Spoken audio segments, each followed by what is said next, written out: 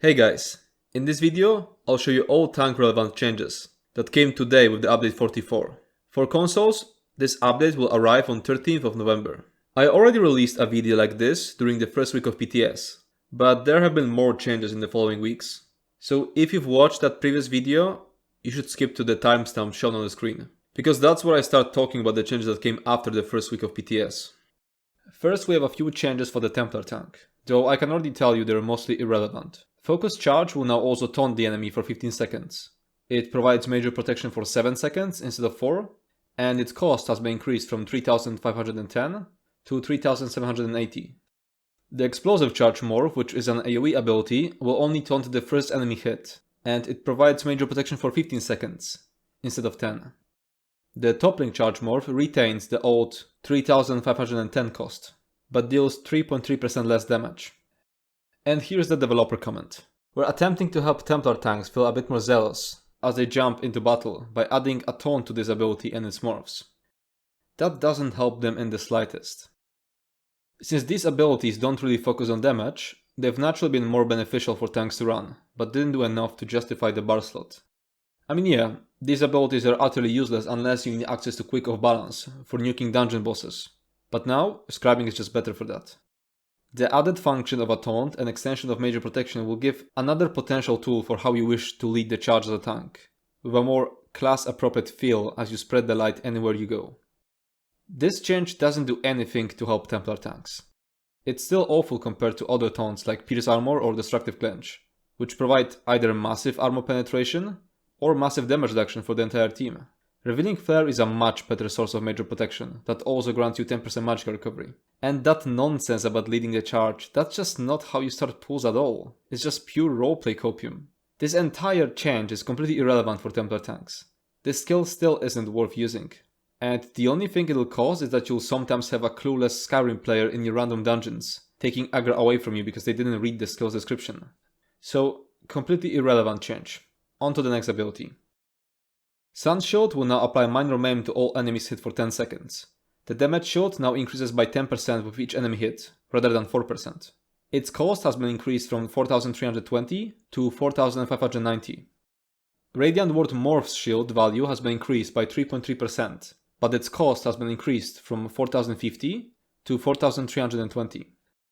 Blazing Shield Morph's damage scales up to 33% of the damage shield, up from 30%. So let's see what they cooked up in the developer comment this time. In our ongoing crusade to improve the Templar tank experience, we're making some number tweaks on their primary defensive ability to make it feel punchier when used in the thick of a fight. 3.3% damage shield increase at the cost of 6.6% cost increase is what you call feeling punchier in the thick of a fight. Not even looking at Blazing Shield because it's still a useless dead morph. Minor Maim helps them potentially save a bar slot from another ability or source.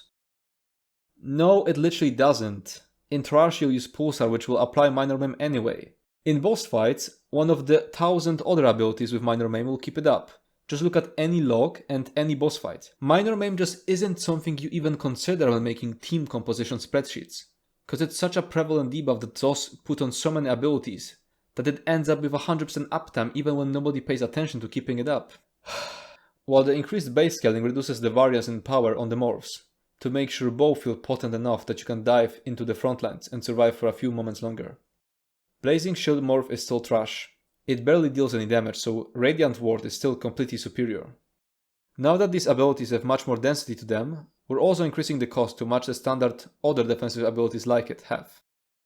So, since Focus Charge and its morphs are still worthless, Blazing Shield is still worthless, all we ended up with is a 3.3% damage shield increase for Radiant Ward, at the cost of 6.6% cost increase. I wouldn't really call that a crusade to improve the Templar tank experience. Next up we have Sorcerer tank. The healing of the Hardened Ward gets a well-deserved nerf. It will now heal you for 10% of your max HP, rather than 15%. There isn't anything funny in the dev comment this time. The Expert Summoner passive will now only work with permanent pets, so using the Arcanist ultimate, or the Ball of Lightning ability, will no longer briefly increase your max health. Next up we have Necromancer tank, with changes to Ghostly Embrace.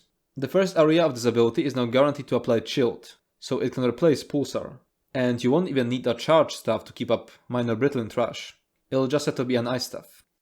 The last area will generate a corpse if it hits an enemy, so it can be a really nice boost to our ultimate generation of necrotic potency. Moving on to Arcanist tank.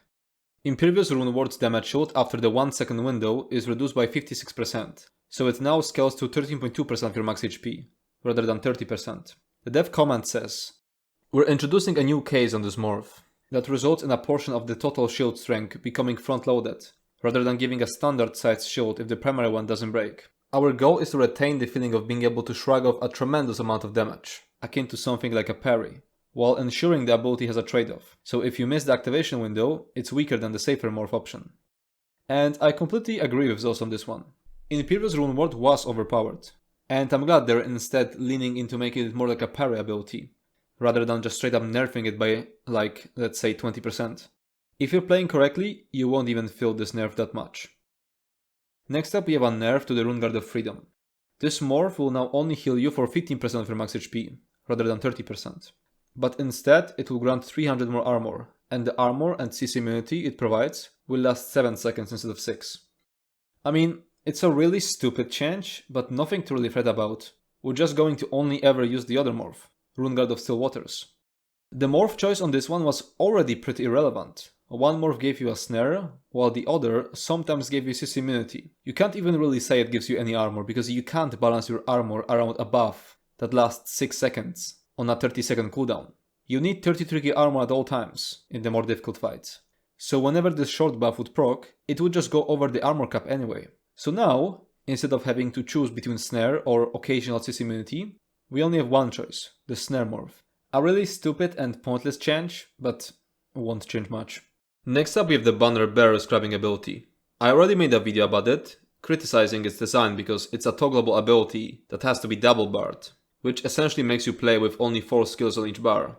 But fortunately, you won't have to engage with it at all as a tank. The most optimal way to use it is putting it on 2 Arcanist damage dealers. The class script grants 1 crux every 5 seconds when used with Banner, so the Arcanist DD who's going to use the Banner isn't really going to lose out on that much DPS to support the group.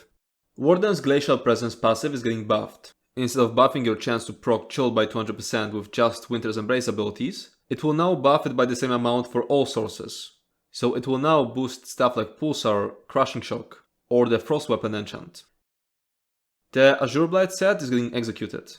It's obviously not a tank set, but it is important information for tanks to know, because you will notice a decrease in overall AoE DPS. Ads are going to die slower, which means you'll have to tank them for longer. The Merciless Charge set is getting reworked. It's not a tank set, once again, but I am using it in my Dragon Knight Infinite Archive build that's on my channel and website, so I decided it's important to mention it. Instead of increasing direct damage by a flat amount of 560, it will now increase it by 12%. While this might be a buff for some regular builds, like for example Necromancer damage dealers are going to benefit a lot from it, it's a massive nerf for the Dragon Knight Magma Shell IA build. And that's it for this video. If you have any more questions, you can comment down below, or join our Discord server Wildheart. As always, feedback will be appreciated. If you enjoyed this video, make sure to subscribe to my channel and check out my Twitch. Thanks for watching and see you next time.